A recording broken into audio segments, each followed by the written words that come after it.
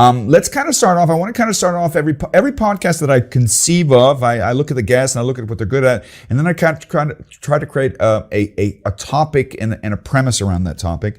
And one of the things that I say is, if you're out there struggling to figure out how in a global market you're going to stay competitively viable, if you want to be the head of a game, yes, artificial intelligence is relevant, but I think there's a long road before it has the relevance that everybody thinks it will. Agile is, in my opinion, valuable, but not the only thing. We're talking, those are low-hanging fruits.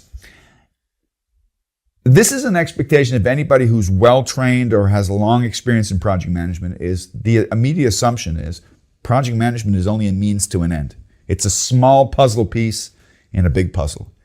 And the big puzzle is portfolio management. That having been said, my personal consulting experience, and I'd love to hear what you're going to say on this, is you can see it if you look at PMI, if you look at the standard. I think that the 3 books that make up the PMBOK guide are like this thick, almost 900 pages. If you look at the guide, the BOK guide for programs, it's about this big. And if you look at the portfolio one, it's about this big. And it's really difficult to get good books on PMO. I have a couple. There's a French author. I'm hoping to get him in my podcast as well. We'll make some recommendations towards the end of the podcast. But to bring it to the point, I think project portfolio management is essential to the competitive viability of a modern organization. That having been said, if I look at the sum of the many, many, many companies that you and I have had the privilege of working for, only a small percentage understand it and do it. They might do it informally, but they don't do it formally, and there's a huge loss of synergy and impact because they do it informally. So I'm a big fan of keeping it simple. For those of you who are still struggling to get a pragmatic understanding, this is what I do, and maybe you do the same thing.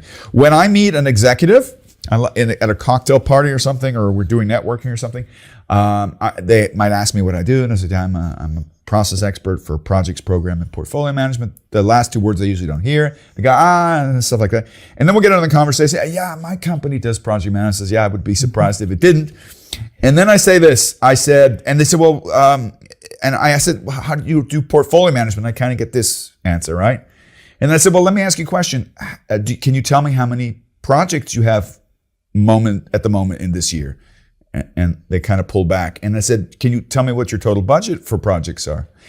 Can you tell me what the breakdown of what budgets are in what projects, which ones are classic for-profit, which are more strategic, which are more governance, right? Do you have a PMO?